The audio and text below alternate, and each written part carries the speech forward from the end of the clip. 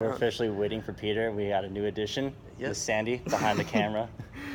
Nice to be here. Nice to be here. Nice to be here. Yeah, so we decided we were going to talk about all-time favorite drum grooves.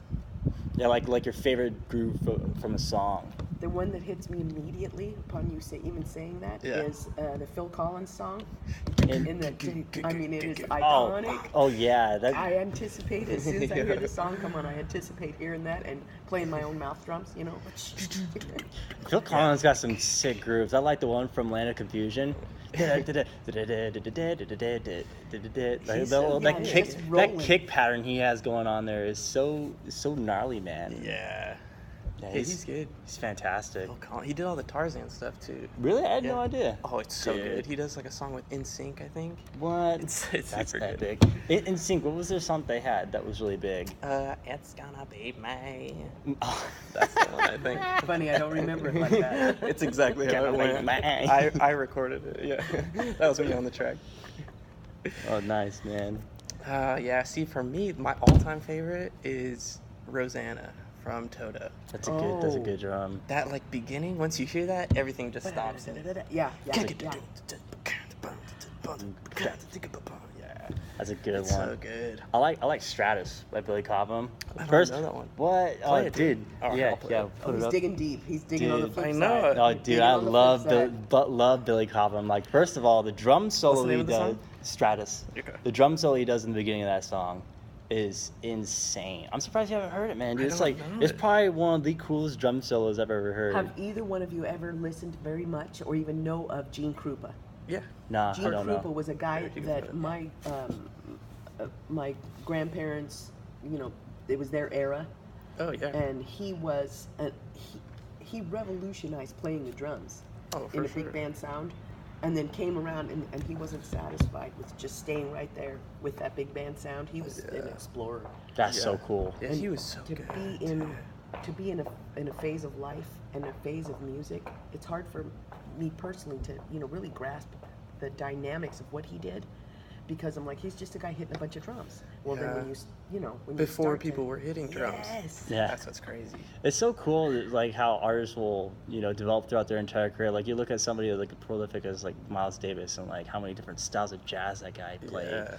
And then like giving up the trumpet and then coming back to the trumpet. It's like, dude. Yeah. It's I would equate Amazingly it to prolific. like being a chef. Yeah. I can cook a meal, but I'm no chef. Mm-hmm. Yeah. But I can appreciate somewhat. But unless I'm a chef and I eat something from a chef, I can't understand and appreciate the nuances the way if I tried. Yeah. But The they balance still of flavors. have something resonating for just the common fool like me. Yeah. Who I can make a meal, but I'm no chef. Right.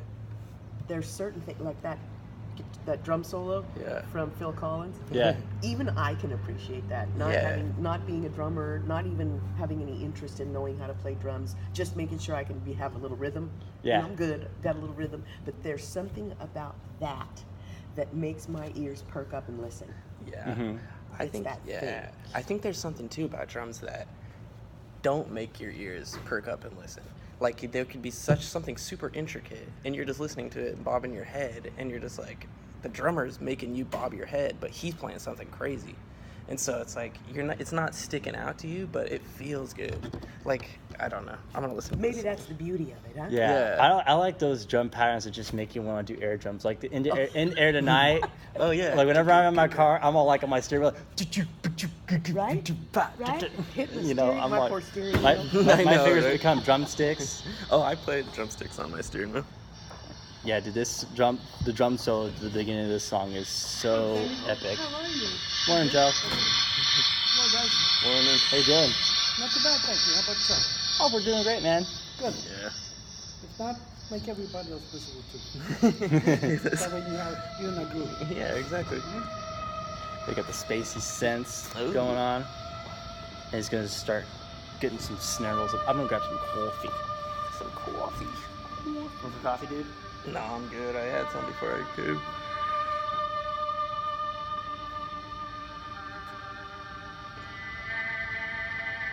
Waiting for these drums.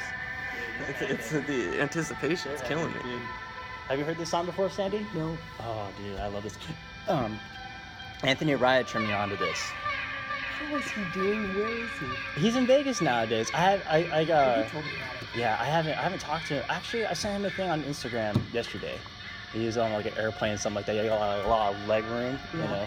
The tall dudes, that's like.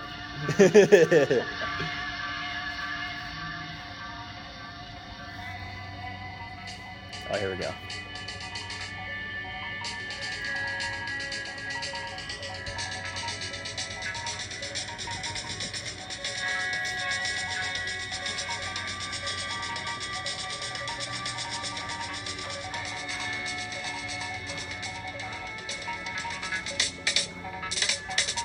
The snare drum sounds good. Oh yeah, dude, it's fire.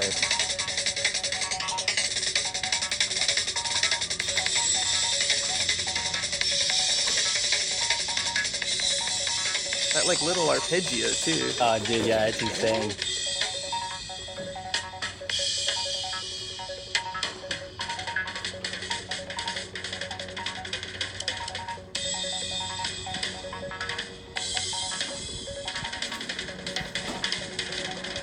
That's so crazy. His drums sound so like wide open. Oh yeah, they're fantastic.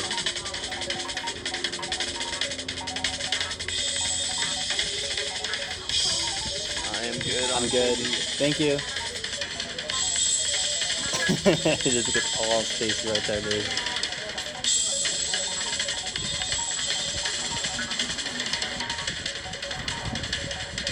I love the tom sound he has on Oh this. yeah, It's it's so like that Weckel sound.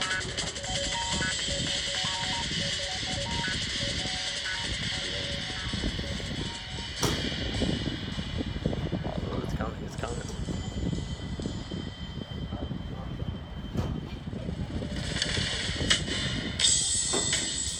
Ah, dude, right? Yeah. That bass. The head on this song is so dope, dude. I love it. That and a 4. Yeah, dude, it's so good. I Yeah. think Mike Strum played guitar on this. no way. If I'm not mistaken, I think so. That dude's got like Dude, he's the so most good. like Dude, 70s hair. Oh, dude, without a doubt. Yeah, man. He stole it. He looks like he stole from Malcolm Young, dude. Yeah, exactly. It's like he got the Malcolm Young going. That's a on. Malcolm Young haircut. Dude, that's good.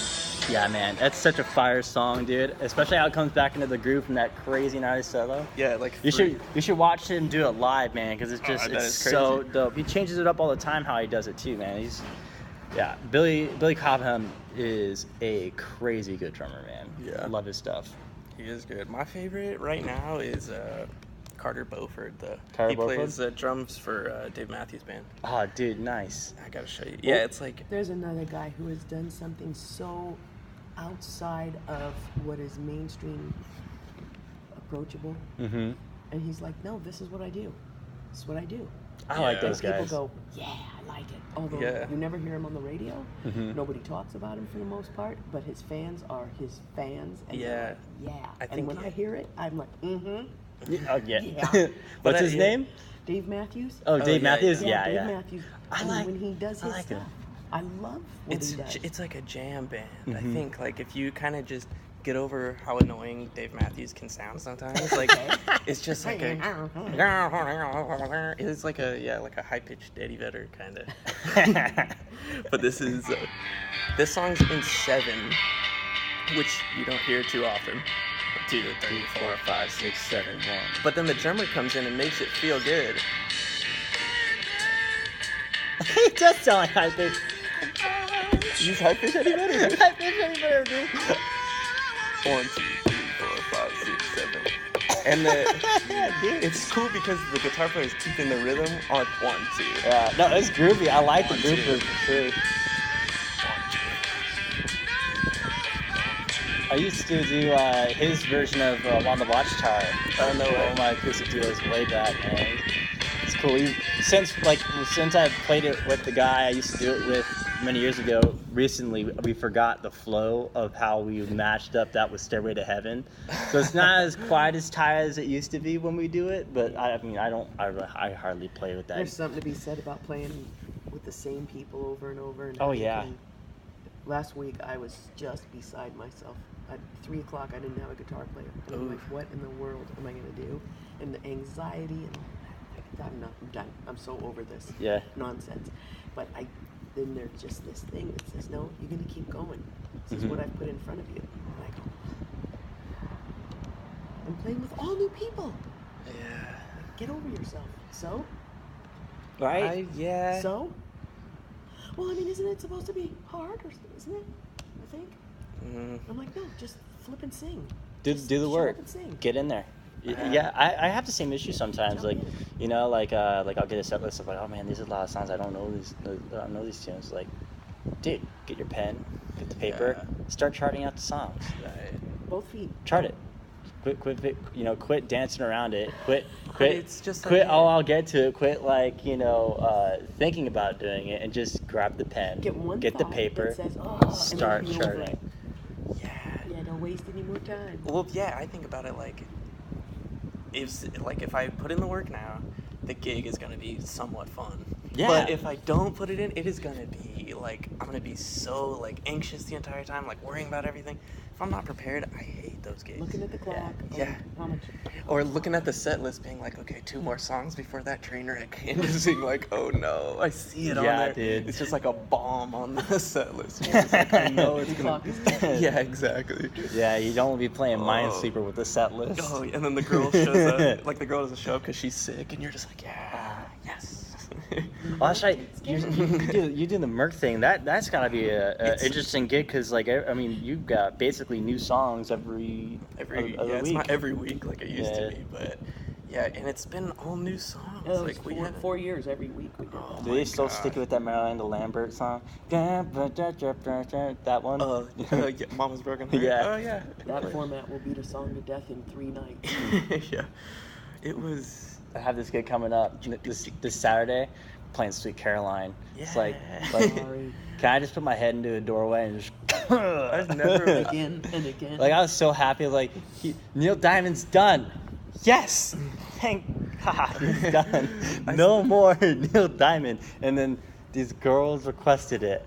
I'm just like, can we just not fulfill that request? I'm down to do all these other 80s songs. I will show up in glam drag. I will do that.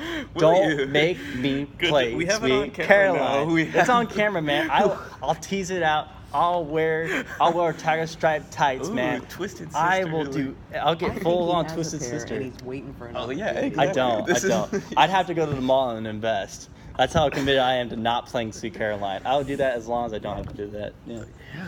Yeah. What's that song for you? What's the song you absolutely hate the most? Like, I cannot play it anymore. I don't want to hear it anymore. I can't. I think mine, not because I love the song, but like Fool in the Rain, trying to get that drum groove like as solid as John Bonham. Oh yeah. It is like, it's scary. Anytime I see Fool in the Rain on there, but yeah, I want to play it. Bomb's cool. So what is it for you, Sandy? Is it Mustang Sally? Mustang Sally. Thank the good Lord I've never had to sing lead on that. Really? You Up didn't top. sing Up top. Mustang Up top. Sandy? That's Mustang Sandy. Mustang Sandy. This Now one, we're gonna do I that. do it for that. That make it exciting. It scares me every time. That's like I like the feel of it. That's so cool. onto Bunks. I love doing that song. That's fun. Yeah. I never got to play this song live. Actually, I very seldomly do Led Zeppelin live. Actually, Yeah, you forget that that's Led Zeppelin. yeah. No, they're fantastic. they're I so like good. taking. I was playing with one cover band down in San Diego, and we would take Long Train Running, and then we'd mash up a little bit of not No Quarter. Trampled Underfoot Love. I don't know that I one. don't know the second one yet. You don't know Trampled Underfoot Love by Led Zeppelin? No. Pull Physical Graffiti. This is a song that got me into Led Zeppelin, dude. Cool. It's such a dope song. The clavinet on it is dope. It's so good. Graffita. My husband did Alice Cooper last night. Oh, how did that go? And- well, he Who's playing said, guitar? yeah, who? The girl. Oh yeah, she's I so don't awesome. know. I love my her. gosh, she's so good. She's such a babe. Yeah. And she shreds. She's so good. She's like super good guitar. Have like, you seen Anna Popovic? No. mm-mm. She's about 6 foot tall, rockin' figure, plays guitar and sings, and I'm like, My kind of woman. That's the whole deal right there. Am I envious? You bet I am. Because she plays It's called guitar. Trampled Underfoot Amazing. Love. There we go. Oh yeah, dude. Oh, yeah. Yeah, Of yeah. course. Yeah, this Oh, song is yeah. dope. Who's That playing? Jimmy Witcher? Oh, absolutely. Yeah, I mean, this thing's going right now, but I'll send it to you. That whole album has some great songs on there, like the Wonton song's dope too. Wonton. Yeah. Cashmere. Yeah, it's on that same album. That's so dope too. Yeah, I think it's The Rover. Physical Graffiti is such a great double album. Yeah, there we go. The Wonton. song. Yeah, dude. His drums just The sound vocal so on this good. is so, you dig this a lot. I know I've heard this.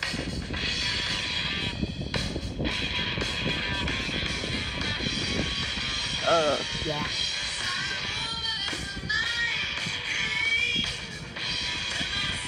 Such a rad song.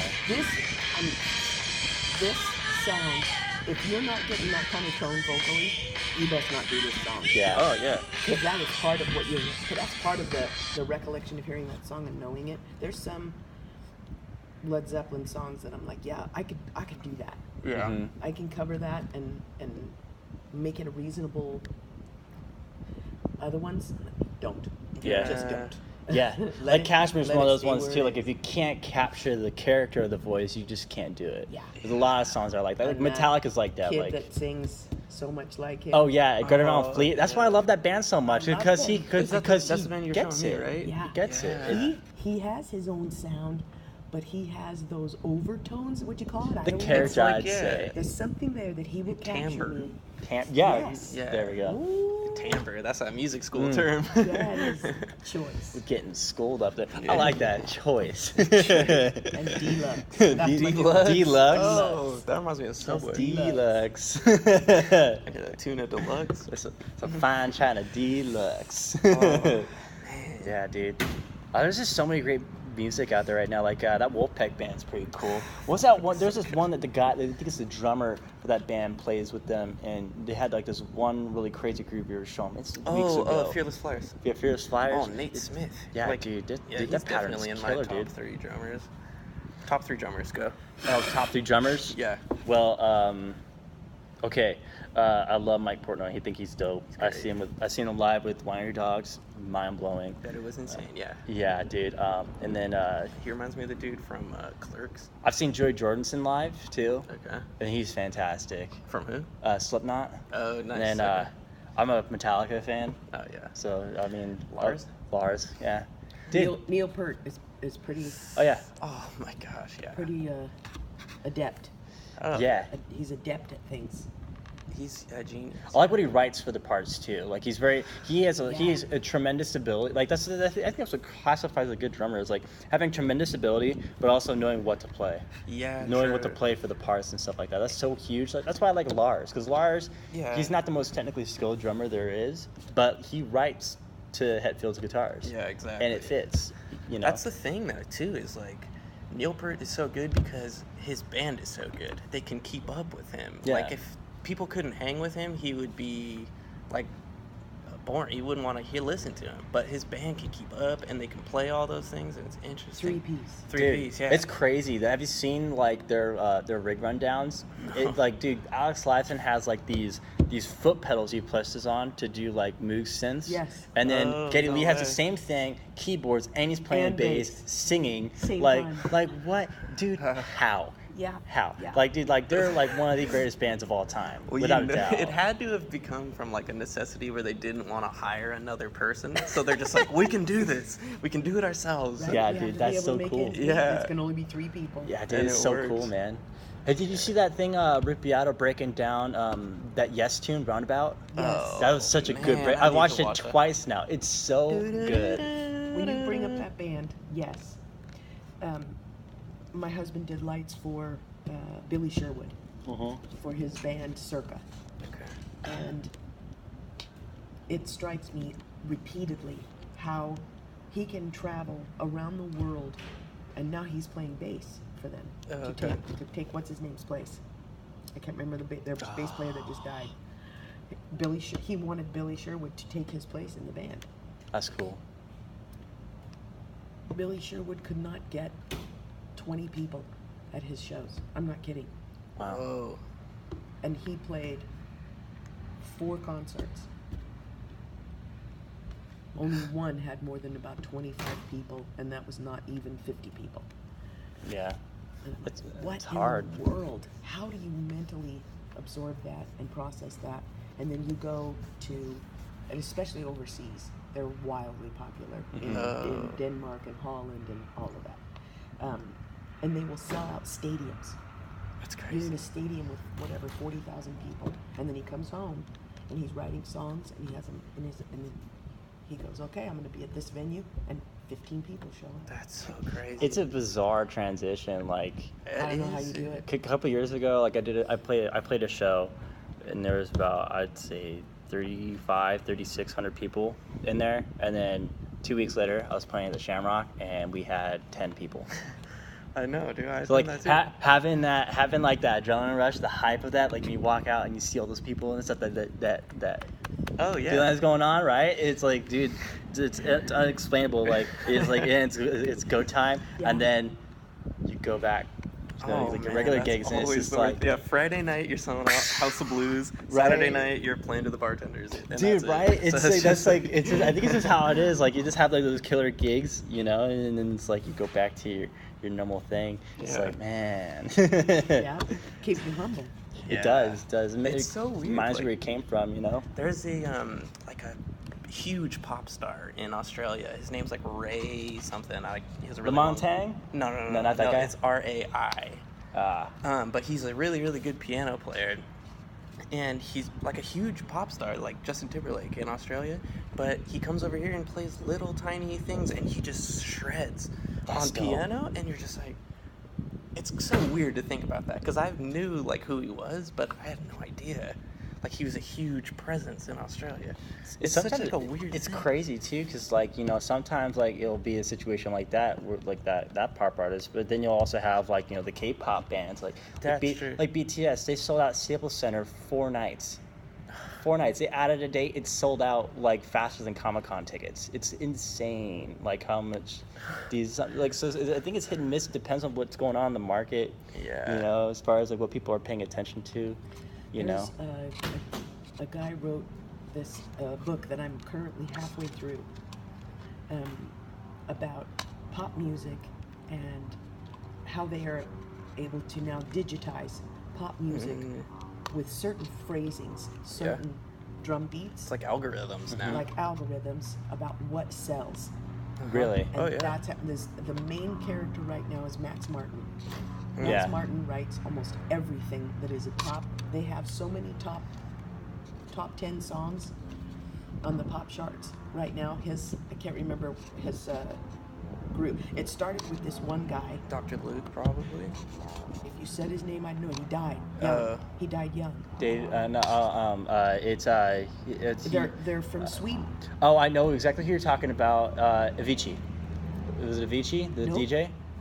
Well, he might have been known by that, but Yeah. he was a DJ, and then he started finding out, well, if I do these rhythms and do all these samplings and stuff, well, then he was like, okay, and then I can get the singer to Yeah. do little pieces here and there, Well, and I can put it together, and it's cheaper, and it becomes a #1 hit Yeah, right exactly. away.